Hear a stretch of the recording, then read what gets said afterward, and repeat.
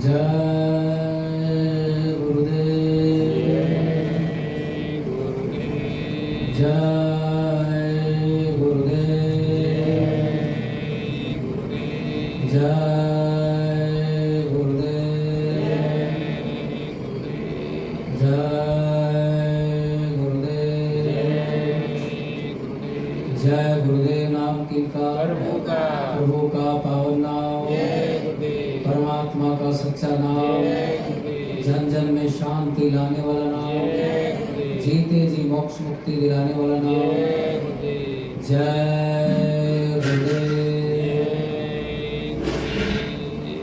परम पूजनीय परम संत बाबा जय गुरुदेव जी महाराज के चरणों में कोटि कोटि प्रणाम एवं यहाँ पर आए हुए सभी सत्संगी प्रेमी भाई बहनों, आप सबको मेरा सादर जय गुरुदेव। प्रेमियों, जीवन में सत्संग का बड़ा ही महत्व है और जितना महत्व है उतना दुर्लभ भी है। इसलिए प्रेमियों, इस मानव शरीर के रहते जिनको भी सत्संग मिल जाए, जिससे जीवन का सही उद्देश्य समझ में आता है,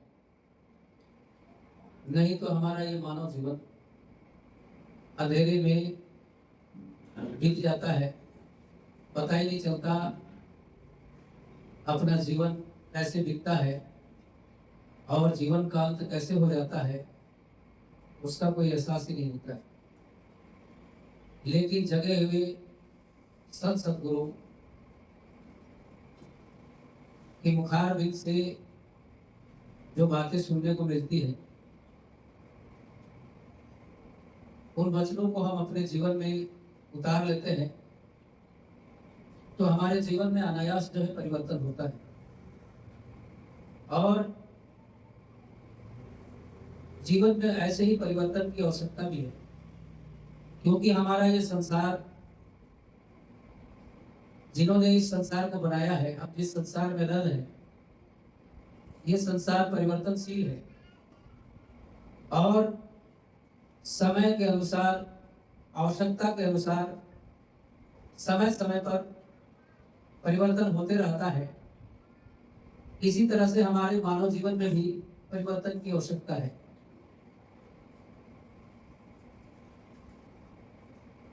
इस संसार में सद्गुरु का मिलना सबसे बड़ा सौभाग्य है और हम आपको सद्गुरु मिल गए, इससे स्पष्ट ये हो रहा है कि कहीं न कहीं हमारे आपके पुण्य जागृत हुए और पुण्य के जागृत होने पर ही हमको आपको जो है सद्गुरु का दर्शन मिला है। क्योंकि शास्त्रों में लिखा है पुण्य पुंज बिनु मिले ही न सकता। इसका मतलब स्पष्ट है कि हमारे आपके पुण्य जागृत हुए, जिसके वजह से ऐसे संत महापुरुषों का दर्शन हुआ। प्रेमियों, मैं आपको गुरु महाराज की पुरानी बातें कुछ आपके बीच में रखना चाहता हूँ। स्वामी जी ने कई बार इन बातों को सत्संग में कहे कि देखो, महापुरुष को समझना, महापुरुषों को पहचानना किसी की बस की बात नहीं।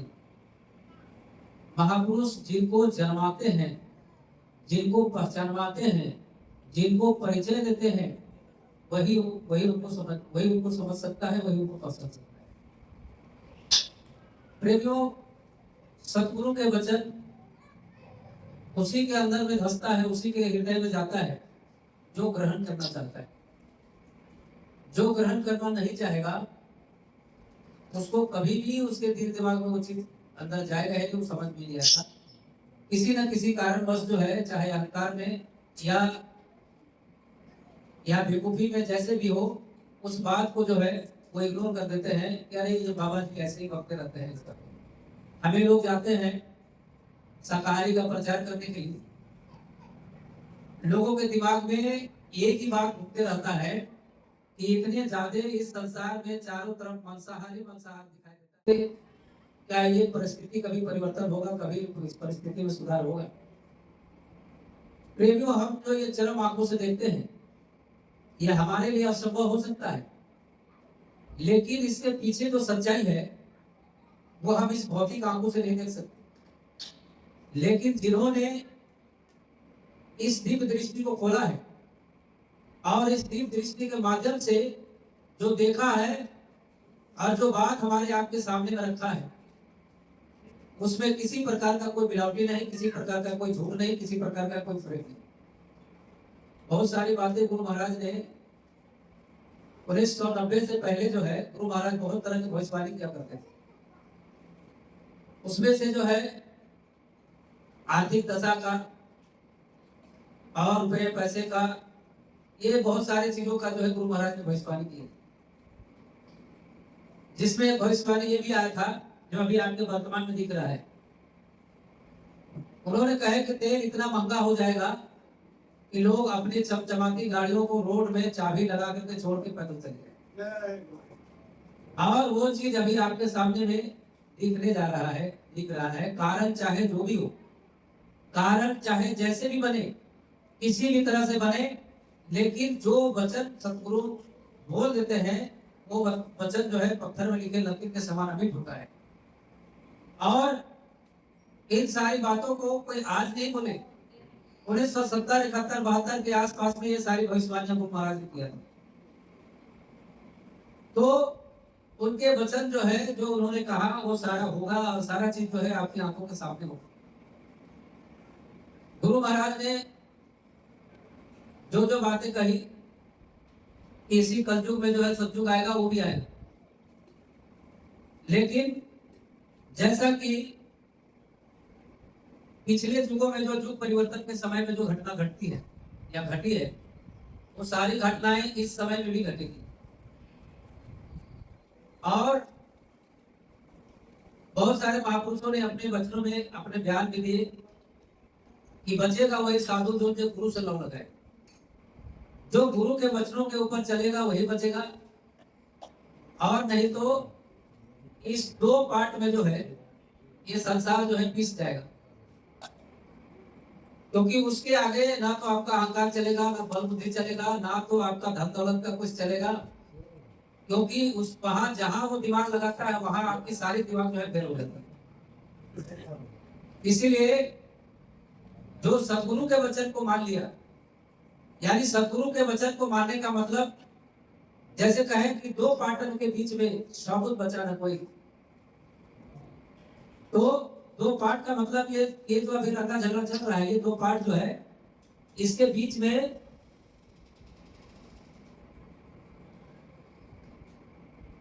जय गुरुदेव। तो ये जो अभी रंगा झगड़ा जो सामाजिक समाज का समय हमारे आपकी आंखों के सामने में वो चीज दिख रहा है, जो चीज गुरु महाराज ने आज से 50 साल पहले बोली।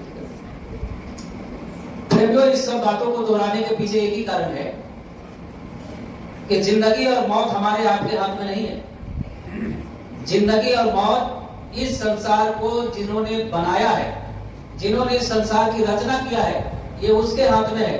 हमारे हाथ में सिर्फ उन्होंने एक ही चीज दिया है और वो है कर्म। हमको आपको सिर्फ कर्म की आजादी दी है, फल की भी आजादी नहीं दी है। इसीलिए गुरु महाराज ने हमको आपको पहले से ही सचेत कर दिया कि बच्चा ये चीज होने वाला है। इसलिए अगर समय पर रहते तुम अपना काम बना लिया, अपना काम निकाल लिया, तो तुमने बुद्धिमानी का काम किया। लेकिन अगर दलदल में तुम फंस गए और वहां से अगर तुम निकलने के प्रयास करोगे, तो ये कोई जरूरी नहीं है कि दलदल से तुम बाहर निकल जाओगे, क्योंकि दलदल कितना गहरा है ये आपको पता नहीं है। और वो भी अगर कोई रस्सी पकड़ाने वाला मिल गया तो निकल जाओगे, और नहीं तो उसी दलदल में जो है छटपटा के मर जाओगे।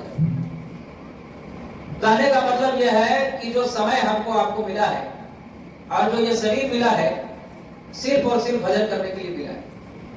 बाकी हम संसार के जितने भी चीजें जो है हम अपने व्यवस्था के लिए जो है जमा करते हैं, ये साधन इकट्ठा करते हैं, इसमें से कोई भी हमारे आपके साथ में जाने वाला नहीं है। ये सात्विक सत्य है, इसमें जरा सा भी कोई किंतु परंतु की कोई बात नहीं है।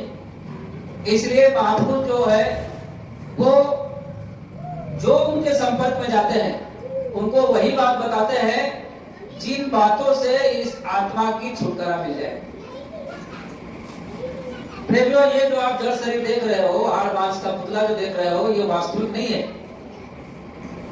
ये सिर्फ इस आत्मा को ढोने का एक साधन है। जैसे आप कहीं जाते हो तो कहीं जाने के लिए आपको साधन की जरूरत पड़ती है, आप गाड़ी में जाते हो, उसी तरह से इस मानव शरीर को 50 साल 100 साल के लिए जो है इसको बनाया जाता है इस आत्मा का सफर करने के लिए। और उसके बाद में जैसे ही अवधि समाप्त हो जाती है वैसे जो है इस साधन को तोड़ दिया जाता है, नष्ट कर दिया जाता है। तो हम कितने बार ऐसे बनते बिगड़ते जो है कितने घरों में कितने साधनों में हमको जो है शिफ्ट किया जाता है, इसका कोई अंदाज नहीं है। लेकिन महापुरुष कहते हैं कि जब तुम्हें कोई नाम का आधार मिल जाए तो उस नाम का आधार पकड़ करके इसी माध्यम से जो है तुम हमेशा के लिए छुटकारा पा सकते हो। ये वास्तविक सत्य है।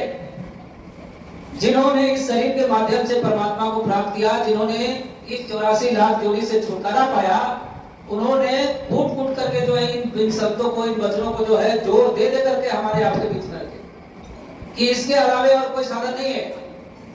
केवल मन का भ्रम है कि देवी देवता जो है हमारे से ऊपर में रहते हैं और वो जो है आलिशान महलों में रहते हैं और उसके बाद में जो है उनकी जिंदगी बड़ा सुखमय है और बड़े ही सुंदर ढंग से उनकी जिंदगी कटती है, लेकिन वो भी भ्रम में है। क्योंकि मोक्ष मुक्ति का साधन सिर्फ और सिर्फ हमारे आपके इस शरीर में है और किसी में नहीं है। यही वास्तविक सत्य है। ना तो जानवरों में है, ना भूत प्रेत में है, ना देवी देवताओं में। इनके पास है लेकिन इसको खोलने का अधिकार इनको नहीं दिया गया। और ये खुलेगा तभी जब इस मृत्यु लोक में कोई ऐसे सद्गुरु मिलेंगे। इस मृत्यु लोक में जब ऐसे सद्गुरु मिलेंगे तभी आपका काम होगा, ऊपर में आपका काम नहीं होगा। क्योंकि ऊपर में तो जितने भी है, स्वर्ग वैकुंठ में जितने भी है वो सब अपने में मस्त है, क्योंकि वो भोग जोनि में है। हमको आपको तपस्या करने के लिए ये मानव शरीर मिला है जिसको कर्म जोनि कहा जाता है। केवल पूरे 84 लाख जोनि में केवल मनुष्य शरीर एक ऐसा है जिसको कर्म जोनि के कैटेगरी में रखा गया है। कर्म जोनि के कैटेगरी में मात्र जो है ये मनुष्य शरीर है। अब आप समझ लीजिए कि केवल मात्र ये मनुष्य शरीर जो है कर्म जोनि के कैटेगरी में रखा गया है और इसके बाद जितने भी जोनि में आप जाओगे वहां आपको जो है ये संसाधन मिलने वाला नहीं है। और ये भी सत्य है कि कितने जन्मों के पश्चात ये जो है हमको ये साधन मिला है। लिखा है कि यह तन तुमने दुर्लभ पाया, कोटि जन्म जब भटका। इतना आसानी से हमको आपको नहीं मिला है। तो कहते हैं यह तन तुमने दुर्लभ पाया, कोटि जन्म जब भटका खाया, अब आपको मिलता न हो छिन छिन भक्ति कमाओ। तो जिन्होंने ये दिया उन्होंने कहा कि बड़ी मुश्किल से जो है तुमको ये मानव शरीर दे रहा हूं, लेकिन ये मानव शरीर पा करके अगर तुमने भजन बंदगी नहीं किया तो फिर दोबारा जो है तुमको वही भोग जोनि में तुमको ढकेल दिया जाएगा। प्रेमियों, हमारा आपका प्रारब्ध थोड़ा अच्छा है, चाहे जैसे भी है, सुख दुख से जीवन कट रहा है, खाने पीने के लिए आपको चावल दाल रोटी मिल रहा है, कपड़ा लता मिल रहा है, घर मकान में आप रह रहे हैं, भजन करने के लिए आपको कोई पाबंदी नहीं है, किसी तरह का कोई जो है आपके तरफ कोई दबाव नहीं कोई डाल रहा है, आपको कोई मना नहीं कर रहा है, आपको कोई परेशान नहीं कर रहा है। इससे अच्छा और सुविधा क्या चाहिए? आप उनकी कल्पना करो जहां पर आदमी दिन तो किसी तरह से बिता रहा है, लेकिन रात भर जो है उसकी नजरें टिकी हुई रहती है, उसका मन टिका हुआ रहता है कि कहीं से कोई बम हमारे घर में आके न गिर जाए। तो गुरु महाराज ने कहा कि समय ऐसा कभी कभी आएगा तुम्हारा जीवन में कि तुम्हें एक पल भी तुम्हें फुर्सत नहीं मिलेगा, एक पल भी फुर्सत नहीं मिलेगा। और जब फुर्सत नहीं मिलेगा, इधर से उधर भागते रहोगे अपने आप को बचाने के लिए, तो ऐसे समय में तुम कैसे भजन करोगे? तो गुरु महाराज ने कहा कि अच्छे समय में अच्छा काम करो। और इस संसार में अगर कोई अच्छा काम है तो वो है ईश्वर का भजन। संसार में एक ही अच्छा काम है और वो है ईश्वर का भजन। ईश्वर का भजन, परमात्मा का भजन से बड़ा और कोई अच्छा काम नहीं है। इसीलिए जो ज्ञानी होते हैं वो पहले ईश्वर का भजन करते हैं। और हमारे गुरु महाराज ने भी कहा कि भाई तुम 4 बजे भोर में उठ करके पहले गुरु महाराज का तुम पहले जो है तुम भजन करो। और अगर तुम भजन करोगे तो निश्चित रूप से तुम्हारा संसार का काम में बरकत मिलेगा और संसार का काम में कोई रुकावट नहीं। लेकिन हम गृहस्थ जीवन में रहते हैं, गृहस्थ जीवन में बहुत तरह की बाधाएं आती है, लेकिन गुरु महाराज ने कहा कि इन बाधाओं के बीच में, जैसे हमारे आपके मुंह में 32 दांत है और 32 दांत के बीच में जो है एक कोमल सा जीव है, यानी इसकी औकात इतनी है कि अगर ये जबड़े के बीच में अगर ये जीव आ जाए तो वो 2 टुकड़ा में बढ़ जाएगा, लेकिन वो हमेशा अपना बचाव करती है, बाहर भी आती है, अंदर भी खेलती है, सब कुछ करती है, लेकिन ये दोनों जबड़ों से जो है अपना बचाव करते रहती है और बचाव करके सुरक्षित भी रहती है। इसी तरह से प्रेमियों, हमको अपने जीवन में जीना है। आप ये कभी मत सोचना कि भजन करने के लिए जो है हमको इत्मीनान से कोई जो है ऐसा समय आएगा, कोई ऐसा अवस्था आएगा जिसमें आपको किसी प्रकार का कोई टेंशन नहीं रहेगा और सिर्फ हम भजन करेंगे। ऐसे समय की कभी कल्पना भी मत करो, क्योंकि ऐसा समय कभी आपके जीवन में आएगा ही नहीं। अगर कोई सन्यासी भी अगर ऐसी कल्पना करता है तो वो भी गलत है, क्योंकि ये संसार को इस तरह से उन्होंने रचा है कि सब एक साथ में चलेगा, उसी में जो है जैसे जो है चलनी में जो है चाल करके जो है अपने जो है जो असली चीज को लोग निकाल देता है, कूड़े कचरे को फेंक देता है, उसी तरह से हमारा आपका जीवन में जो असली चीज है, असली काम है, उस काम में फोकस करते हुए और अपना जो है इस जीवन का निर्वाह करना है। किसी ऐसे चीज में जो है तुम अटक मत जाओ जिसके वजह से बाद में तुमको जो है पछताना पड़े, बाद में तुमको धोखा हो जाए। अब ये कौन सा चीज ऐसा चीज है जिससे आपको धोखा हो जाए? तो महापुरुष बता रहे हैं कि संसार का कोई भी चीज तुम अपने साथ लेके नहीं जा सकते। जहां जाने की बात गुरु महाराज कह रहे हैं वहां इस संसार का एक तिनका भी नहीं है। तो महापुरुष कहते हैं कि तुम्हारे साथ में जाएगा तो क्या चीज जाएगा? तो तुम्हारे साथ में जाएगा जो तुम अपने मानव जीवन में रह करके जो तुम नेकी काम करोगे, तुम परमात्मा का जो काम करोगे, तुम समय निकालते भजन जो करोगे, जो परमात्मा का दौलत जो तुम इकट्ठा करोगे, वो तुम्हारे साथ में जाएगा। और यकीन मानिए ये परमात्मा का दौलत ऐसा दौलत है जिसको ना तो आपका भाई में हिस्सा होगा, ना आपका पति पत्नी में हिस्सा होगा, ना कोई बच्चा आपका ये कर सकता है। ये आपकी निजी संपत्ति है और इस निजी संपत्ति को आप यहाँ भी काम ले सकते हो और जब यहाँ से इस नासवत शरीर को छोड़ना पड़ जाए तब वही आपका आधार बनेगा, उसी से जो है आपको राहत मिलेगा, उसी से आपको शांति मिलेगा और वही आपका टिकट बनेगा और उसी टिकट से जो है आपका आगे का यात्रा जो है वो शुरू होगा। क्योंकि बिना परमात्मा के कमाए प्रेमियों आप इस संसार में भले ही आप फटे चिटे कपड़े पहन लो, रुखा सूखा जो है खाना खा लो, आप जो है बासी कुछ भी मिलकर खा लो, आप यहाँ लोग आपको भिखारी समझे, गरीबी समझे या जो भी समझे, आपको धुतकारे फटकारे कुछ भी करे, लेकिन ऐसी हालत में अगर आपने भजन का दौलत कमा लिया, आपने भजन कर लिया, जीते जी आपने यदि दृष्टि खोल लिया, तो यकीन मानो इस संसार में आपसे बड़ा दौलत, आपसे बड़ा धनवान इस संसार में। आप अपने आंखों के सामने देख लीजिए, मामूली सा मामूली आदमी जो इस दौलत को प्राप्त कर लिया, आज सारी दुनिया उसके आगे नतमस्तक है। और इस दौलत को कमाने के लिए आपके पास भरपूर साधन है। ऐसा नहीं है कि उसने कमाई किया और आप नहीं कर सकते हो, ऐसी कोई बात नहीं है। आपके अंदर, उनके अंदर में जो जो साधन है वो सारे साधन आपके अंदर में परमात्मा ने पहले से ही विद्यमान कर रखा है। कूट करके जो है इस तन के अंदर में वो सारे सामग्री भरा हुआ है जिसके माध्यम से हम उस परमात्मा की दौलत को प्राप्त कर सकते हैं।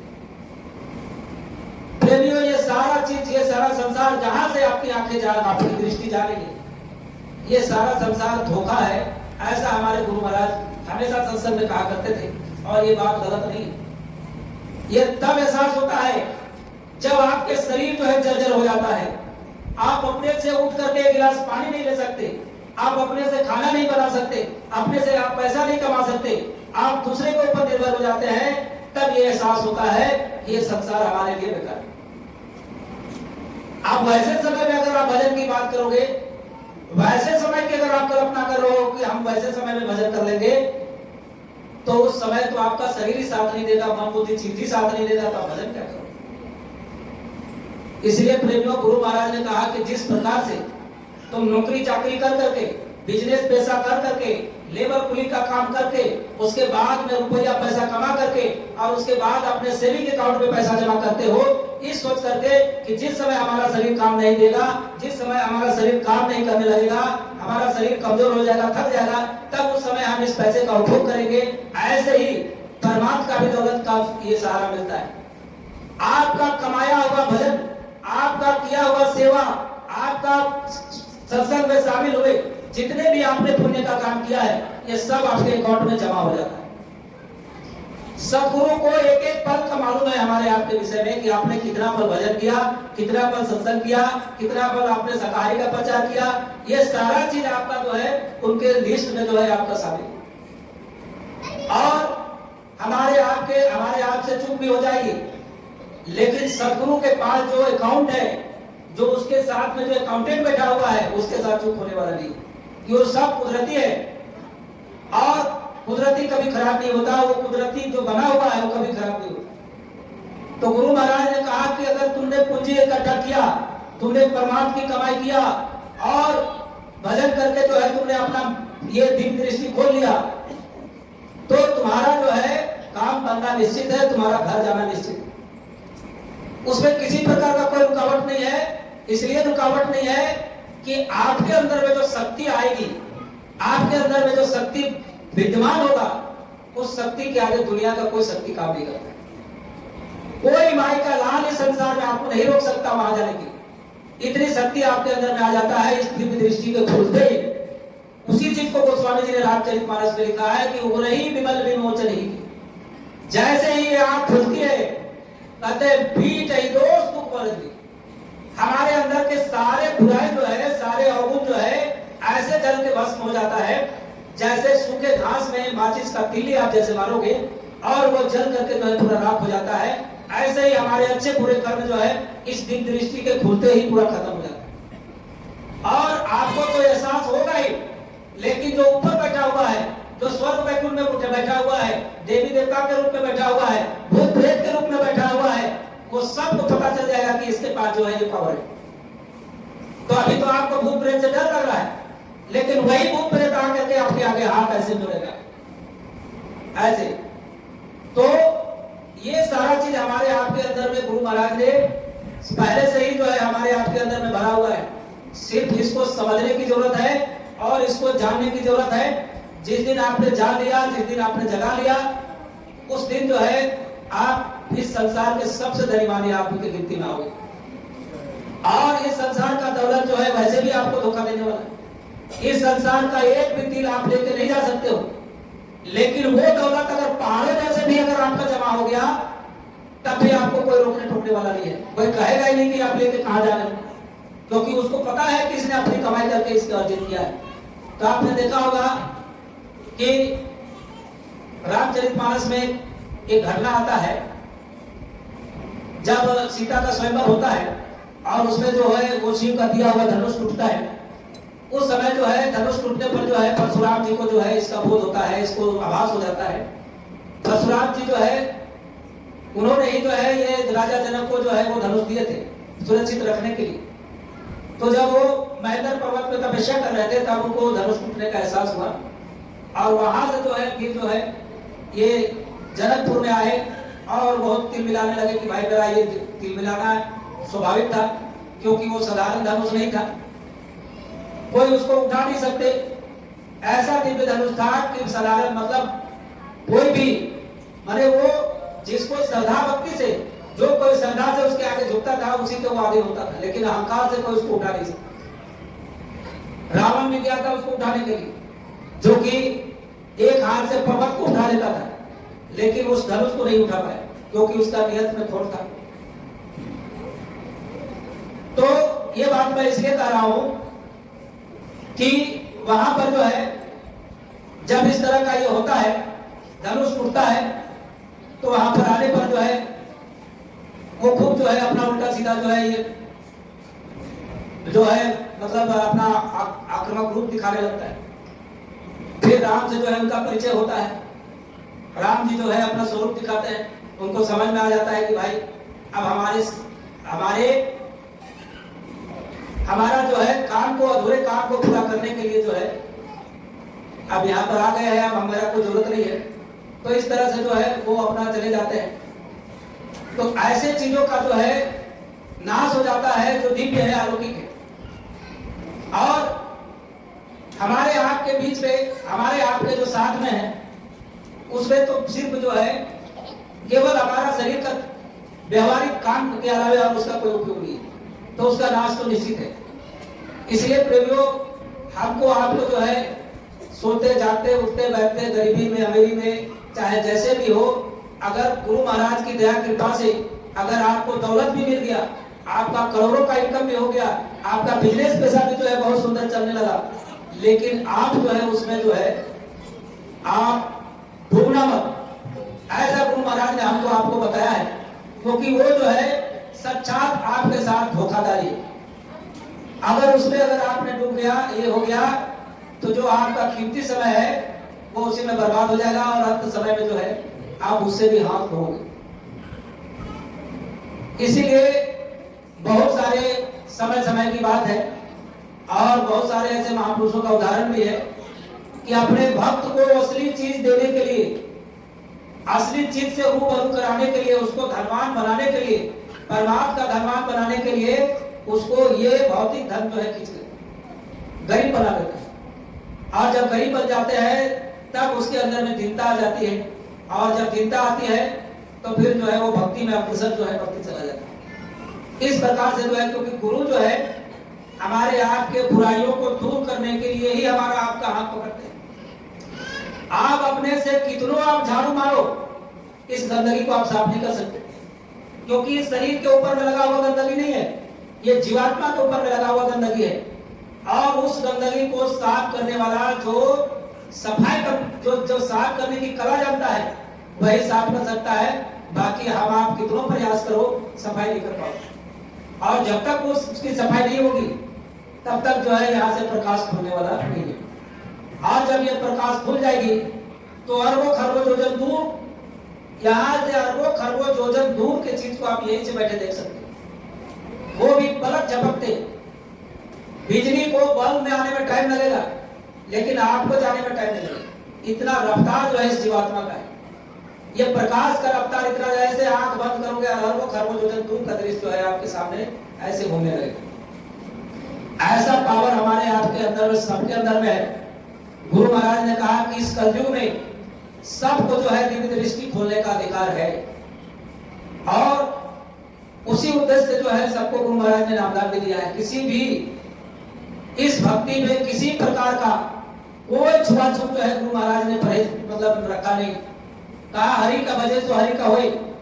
बहुत सारे ऐसे धर्म है जिसमें जो है छोटे बड़े उच्च नीच का भेदभाव रखते हैं, लेकिन गुरु महाराज कहे कि संत का दरबार जो होता है वहां शेर और भेड़िए और हिरन सब एक साथ पानी।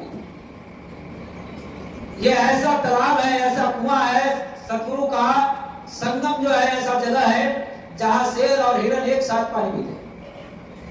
कहने का मतलब ऐसा है कि वहां छोटे बड़े ऊंच नीच अमीर गरीब सबके लिए जो है वो दरबार खुला रहता है, और सबके लिए वो दरबार रहता है। किसी एक व्यक्ति विशेष के लिए नहीं रहता है कि तुम छोटे जात हो तो अलग रखो, तुम बड़े जात हो तो अलग रखो। और गुरु महाराज ने कहा कि जो इस तरह की मानसिकता अपने अंदर में रखता है वो परमात्मा से कोसों दूर है, उसको कभी परमात्मा का हाथ लगने वाला नहीं। इसलिए प्रेमियों, हमको आपको जो है निश्चल भाव से, बिल्कुल साफ सुथरे भाव से और निर्मल भाव से जो है गुरु महाराज की भक्ति हमको आपको करना है। नाम का आधार जो मिला है, ये संसार का किसी भी दौलत से जो है इसका अगर तुलना करो तो इसकी तुलना नहीं हो सकती। इसीलिए इसको अनमोल कहा गया है, जिसका इस संसार में कोई मोल है ही नहीं, इसकी कोई कीमत नहीं चुका सकता। इतने जो है अनमोल रतन हमको आपको गुरु महाराज ने श्रद्धा और थोड़ी सी प्रेम और थोड़ी सी श्रद्धा हमने गुरु महाराज के प्रति दिखाई, और वो सारा हमारे आपके झोले में उजल दिया। आप उस दौलत को आप कितना उपयोग कर रहे हो, उसको कितना इज्जत कदर कर रहे हो, उसको कितने संभाल करके रख रहे हो, ये सिर्फ और सिर्फ आपको सोचने की जरूरत है। इसके लिए कोई दूसरा तीसरा आदमी नहीं सोचेगा। जिस प्रकार से भूख लगने पर आप भोजन की चिंता करते हो, और स्कूल जाकर के पढ़ाई की चिंता करते हो, ये सारे काम आपके पर्सनल है, इसमें किसी का कोई दखल अंदाजी नहीं होता है। उसी तरह से ये परमात्मा का भी काम जो है आपका पर्सनल है। अब ये मत देखना कि मेरे बच्चे जो है ध्यान भजन नहीं कर रहे हैं तो आपको क्या जरूरत है, मेरी पत्नी पूजा पाठ नहीं कर रही तो आपको क्या जरूरत है। ऐसी सोच अगर आप गृहस्थ में रहते हुए अगर आप सोच रहे हो तो आप अपने पैर में कुल्हाड़ी मार रहे हो। इसका एक उदाहरण मैं बता रहा हूं आपको। हम जब विकास में रहते थे तो साप्ताहिक सत्संग जो है हम लोग जगह जगह एक दूसरे के घर में जो है करते थे। आज इस सप्ताह इसके यहाँ तो कल उसके यहाँ, इस तरह से जो है हम लोग रूटीन बना करके जो है डेली ध्यान भजन का कार्यक्रम करते थे। विकास का एक वो है महज है उनका जीजा जी, उनके घर में जो है 2-3 बार हम लोग आए गए। आप बच्चे तो उनके बैठते थे लेकिन वो आदमी जो है उस समय लापता रहता था और उसको मालूम रहता था कि इतने बजे जो है लोग का सत्संग खत्म होगा और उतने बजे जो है वो पहुंच जाता था।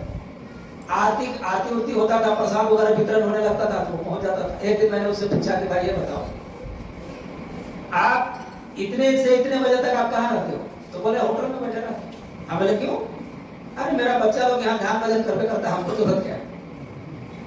तो हमने उससे कहा कि भैया हम लोग कोई पंडित नहीं है कि पूरा घर शुद्ध करने के लिए आते हैं, आज के बाद पूरा घर कोई नहीं है, उसका घर हम लोग छोड़ दिए। तो ये प्रेमियों ये आपकी निजी संपत्ति है। भजन करना आपका पर्सनल काम है, ये सामूहिक नहीं है। कोई भजन कर रहा है कि नहीं कर रहा है उसको देखने की आपको जरूरत नहीं है, कोई सत्संग में जा रहा है कि नहीं जा रहा है उसको भी देखने की जरूरत नहीं है। ये काम आपका पर्सनल है और ये आपकी निजी संपत्ति है, निजी कमाई है आपकी। गुरु महाराज ने कितने बार कितने प्रार्थना में कहा काम अपना करो जाए, खाए काम नहीं बसना। अगर गुरु महाराज कह रहे हैं कि काम अपना करो जाए, अपना काम मतलब ये काम इसी काम के लिए तो बोल रहे हैं। कौन सा काम है? वो खेती बाड़ी के लिए नहीं बोल रहे हैं या रुपये अर्जन के लिए नहीं बोल रहे हैं, नौकरी चाकरी को अपना नहीं बोल रहे हैं। वो तो हमारा इस शरीर के लिए जो है दोस्त है। जो भी आप साधन इकट्ठा करते हैं ये शरीर के लिए है। इस आत्मा के लिए सिर्फ और सिर्फ अगर कोई दौलत है, सिर्फ कोई खुराक है तो वो है सत्संग, वो है भजन, वो है परमात्मा का काम। इसका भोजन जो है सत्संग है, इसका भजन जो है प्रार्थना है, इसका भजन जो है, इसका भोजन जो है ऐसे सत्संगों में बैठना है, इसका भोजन है। और जब आत्मा को भजन का जब आप भजन करोगे तो धीरे धीरे आत्मा के अंदर में पावर आती है, शक्ति आती है और इसके अंदर की दुर्बलता जो है धीरे धीरे खत्म हो जाती है। और जब दुर्बलता खत्म हो जाती है इसके अंदर में ताकत आ जाता है, ये बलवान हो जाता है, ताकतवर हो जाता है। तो जितने भी इसके दाएं बाएं जो है ये मतलब ये जो है काम क्रोध लोभ मोह अहंकार मन बुद्धि चित्त जो इसके दाएं बाएं घूमते रहता है वो सब दूर भागता है। ऐसे दूर भागता है जैसे सूरज के उगने पर जो है ऊपर के तारे जो है वो सारे तारे जो है लुप्त हो जाते हैं। उसी तरह से हमारे आपके अंदर का जब ये पावर इसके अंदर में आ जाता है जीवात्मा के अंदर में भजन के द्वारा, तो ये सारी बुराइयां अपने आप जो है खत्म हो जाता है। फिर मन भी जो है जिसको संसार का सबसे शक्तिशाली कहा जाता है, ये मन भी इसके साथ में दोस्ती करने लगता है। कहा कि चल भाई हम तो जान गए कि अब तुम्हारे अंदर में ताकत आ गया, अब तुम जो कहोगे सो मैं कहूंगा। वो फिर भजन में आपको बगा नहीं डालेगा कि ठीक है भैया तुम 4 घंटा की जगह 10 घंटा बैठो, हमको क्या बैठे रहो, तुम्हारे साथ मैं भी बैठा रहूंगा। तो प्रेमियों आपको इस स्टेज को पार करने की जरूरत है और जिस दिन आपने पार कर लिया उस दिन फिर आपके लिए कोई विघ्न बाधा की जरूरत नहीं है। स्वामी जी बहुत सारी बातों को हमारे आपके बीच में रखे, कहे कि प्रेमियों आगे आने वाले समय में अन्न पानी की कमी होगी और जब अनाज की कमी होगी तो चारों तरफ जो है ऐसा त्राहिमाम मचेगा, चारों तरफ ऐसे तबाही मचेगा कि आपका कल्पना से परे हो जाएगा। यानी गुरु महाराज ने यहाँ तक कहे कि तुम्हारे घर में सोना चांदी रुपया पैसा रखा रहेगा, ऐसे आप रेक में ऐसे खुले रख दोगे, रुपये का बंडल जो है आप ऐसे रेक में रख दोगे, टेबल पर रख के छोड़ दोगे, चोर आपके घर में घुसेगा, उस रुपये पैसे को हाथ नहीं लगाएगा। क्या चीज को हाथ लगाएगा? जो आपके बर्तन में चावल पका हुआ है, आपके बर्तन में सब्जी पका हुआ है, आपके घर में रोटी बना हुआ है, उसको उठा करके ले जाएगा। क्योंकि चावल दाल आप रुपए पैसे को खा नहीं सकते, चावल दाल रोटी ही खा सकते हैं। तो कहे ऐसा समय आएगा तब भी मैं तुम्हें 2 वक्त का रोटी दूंगा अगर तुम अपना भजन करते रहोगे। तुम अगर भजन करते रहोगे, मालिक का काम करते रहोगे, मेरे दिए हुए नाम को तुम सिमरन करते रहोगे, तो भले ही मुझे भीख मांगना पड़े लेकिन मैं तुम्हें 2 वक्त का रोटी दूंगा, तुम्हें भूखा नहीं छोड़ूंगा। ये हमारे गुरु महाराज ने सीधे ठोक करके हमारे आपके बीच में वादा किया और ये वादा भी आपका पूरा होगा, इसमें जरा भी कोई संदेह की बात नहीं है। अगर आप संदेह कर रहे हो तो आप अपने शंका को निकाल दो, क्योंकि हर एक बात गुरु महाराज का सच सामने सिद्ध हो रहा है।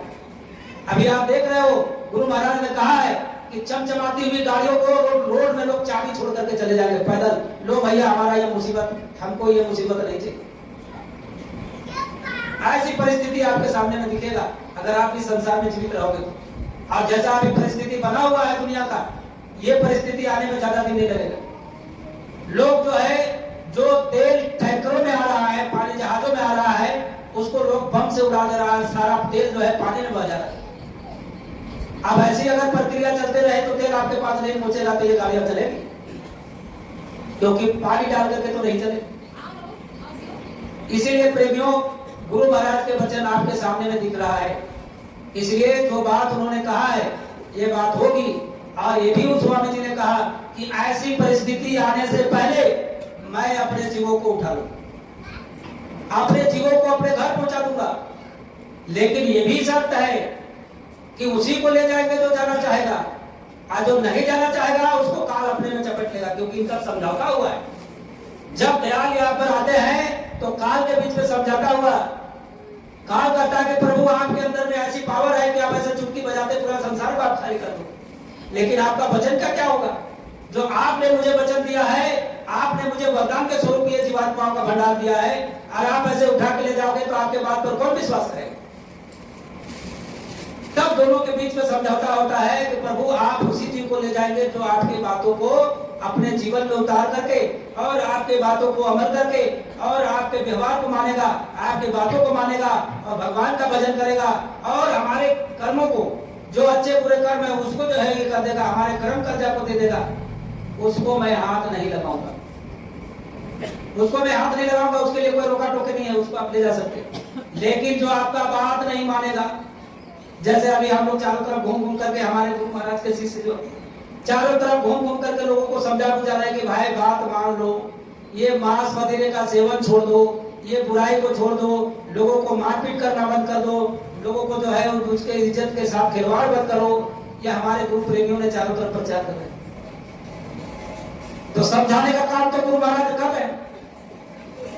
गुरु आप ऐसा तो नहीं है कि गुरु महाराज घूम घूम करके सबको समझाएंगे। तो स्वामी जी ने कहा कि बच्चा, मेरा बात लेकर के जो कोई तुम्हारे सामने में जाएगा, उस बात में मेरी पावर जुड़ी हुई रहती है, उस बात में मेरा दया जुड़ा हुआ रहता है, और उस बात को अगर तुमने अमल कर लिया तो गुरु की दया भी तुम्हारे साथ में जुड़ जाती है। तो गुरु महाराज अपना काम कर रहे हैं, समझा बुझा रहे हैं, जिसको मानना है मानेगा, नहीं मानेगा हो जाए। तो इसलिए प्रेमियों, हमको आपको चिंता करने की जरूरत नहीं है। सिर्फ चिंता इतना ही करना है कि इस नासवर शरीर के रहते रहते कोई हमारे द्वारा कोई ऐसा काम ना हो जाए, कोई ऐसी बुराई ना हो जाए जो गुरु महाराज के चरित्र पर दाग लगे, गुरु महाराज के मन में ठेस लगे, गुरु महाराज हमसे नाराज हो जाए। इस बात का तुम अपने अंदर में हमेशा भय रखना, और जब तक तुम भय रखोगे, कहते हैं कि बीन भय प्रीत न होई, जब भय होता है तभी अपने अंदर में जागरूकता आती है। और अगर आपके अंदर में भय नहीं हुआ, चाहे वो माँ बाप के प्रति हो, अपने बड़े भाई के प्रति हो, अपने गुरु के प्रति हो, अगर आपके अंदर में भय नहीं आता है तो आपकी दिशा जो है वो सही दिशा में नहीं जा सकती, क्योंकि डर ही ऐसा है जिससे हमको जो है अच्छे कामों में लगाता है। किसी को अगर हत्या करना हो, किसी का धन लूटना हो, तो तुरंत विवेक में जो है पूरा मैसेज आने लगता है कि भाई ऐसा करोगे तो तुमको जेल में डाला जाएगा, और जेल में जो है तुमको बड़ी तकलीफ होगी, जेल में पीटा जाएगा, जेल में तुमको खाना पीना सही नहीं मिलेगा।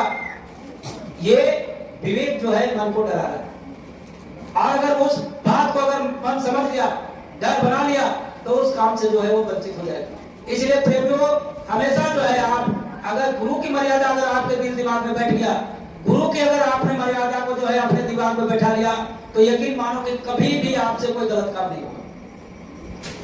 क्योंकि जहां पर जो है आप गलत काम करने जाओगे गुरु महाराज आपके सामने खड़े मिलेंगे। उस शब्द के रूप में, उस वचन के रूप में, जिस वचन को आपने अपने दिल दिमाग में धारण किया, उस वचन के रूप में जो है गुरु महाराज आपको खड़े मिलेंगे और आपको उस बुराई से बचाएंगे जिस बुराई को करके आप जो है परमात्मा से खाली हो जाओगे। इसलिए प्रेमियों, गुरु महाराज ने ठोक ठोक करके सत्संग में जो है हमको आपको ये बात बताए कि भले ही तुम दुनियादारी की बात भूल जाना, लेकिन हमारी बात को हमेशा अपने दिल दिमाग में रखना। आप जो बात को तुम दिल दिमाग में रखोगे तो फिर गलत कामों से जो है तुम बचोगे। इसलिए प्रेमियों, हमको आपको, हम आप सभी समाज में रहते हैं, हमारे अगल बगल में जो है अच्छे बुरे लोग भी रहते हैं, तो कभी कभी जो है मन ये धोखा देने लगता है, मन खराब हो जाता है कि अरे भाई कितने कुछ करते हैं लेकिन ये लोग सुधरते नहीं है।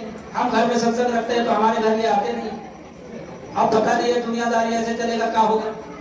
तो कबीर साहब ने एक दोहा लिखा है कि कबीरा तेरी झोपड़ी गलगट्टे के पास, और करण गए सो भरण गए तुम क्यों रहे उदास। कबीर साहब कहते हैं कि हमारा झोपड़ी कसाईयों के बीच में था, कसाईयों के अगल बगल में था। उससे क्या मतलब है? उस कर्म का कर्जा, उस कर्म का फल वही वगैरह जो कर रहा है। आपको देखने से या आपके अगल बगल में रहने से कोई फर्क नहीं पड़ेगा, उसका फल वही बगेगा जो उस काम को कर रहा है। इसलिए आपको चिंता करने की जरूरत नहीं है। आप सिर्फ ये चिंता करो, मालिक से यही प्रार्थना करो रात दिन कि मालिक चाहे दुनियादारी छूट जाए, भले एक टाइम भोजन ना मिले, लेकिन मेरा भजन जो है ना छूटे। हमको भजन की चेतना, हमको भजन का संदेश, हमको भजन का उत्साह हमारे अंदर में जो है बनाए रखना। ऐसी प्रार्थना हमेशा आप गुरु महाराज से बनाए रखोगे तो गुरु महाराज कहते हैं कि शब्द स्वरूपी संग है, कभी ना होते दूर, और धीरज धरो चित्त में देखेगा सतगुरु। उन्होंने तो आपको वचन दे दिया कि मैं तो तेरे साथ हमेशा हूं, और मैं तुमको पूरी तरह से स्पष्ट कर रहा हूं कि तुम थोड़ा धीरज धरो, मैं निश्चित रूप से तुमको सतगुरु का स्वरूप दिखाते रहूंगा। इसलिए प्रेमियों, गुरु महाराज की तरफ से कोई कमी नहीं है, कभी हमारे आपके तरफ से है। जितना समय हो सके आप भजन में लगाओ। ऐसे विकट परिस्थिति में जो परिस्थिति आपके सामने में दिख रही है, उस परिस्थिति को देखते हुए भजन में लगने की जरूरत है, और हमारे आपके भजन से ही अच्छे काम, अच्छे समय आएगा, और अच्छे समय जब आएगा तो ये संसार जो है सभी सुखी रहेंगे और समाज भी सुखी होगा, आप भी सुखी रहोगे। इसलिए प्रेमियों, ये सारा चीज जो है सोचने समझने की जरूरत है।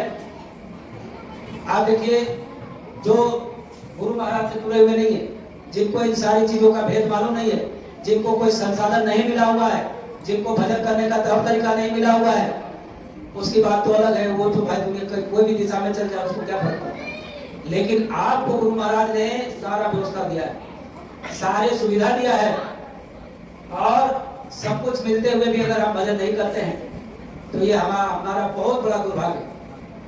फिर जो है आपको ये मौका मिलने वाला नहीं है। इसलिए प्रेमियों, आपको जागने की जरूरत है, जाग करके भजन करने की जरूरत है। और गुरु महाराज ने ये भी कहा है कि जीते जी ही मिलेगा, जीते जी ही मिलेगा, मरने के बाद नहीं मिलेगा। क्योंकि जिंदा जब तक हो आप, जब तक आपकी सांस की पूंजी है, तभी तक आपको मिलने की संभावना है। ये सांस की पूंजी खत्म होने के बाद में कोई उम्मीद नहीं। इसलिए प्रेमियों, गुरु महाराज के वचनों को याद रखने की जरूरत है, और हमको आपको जो है जब ये याद रखेंगे तो गुरु महाराज दया देने के लिए, मदद करने के लिए हमेशा हमारे आपके साथ। बोलिए जय गुरुदेव। प्रेमियों, आश्रम के कुछ काम भी है। अभी देखिए हमारे जो है बाउंड्री के बाहर में जो है बालू है, ये बालू पानी में बह रहा है, ये हमारी आपकी अपनी संपत्ति है, तो इसको भी जो है सुरक्षित रहना हमारा आपका काम है।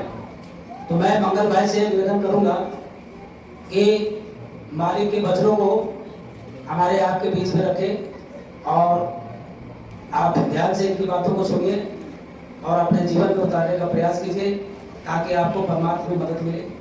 जय गुरुदेव।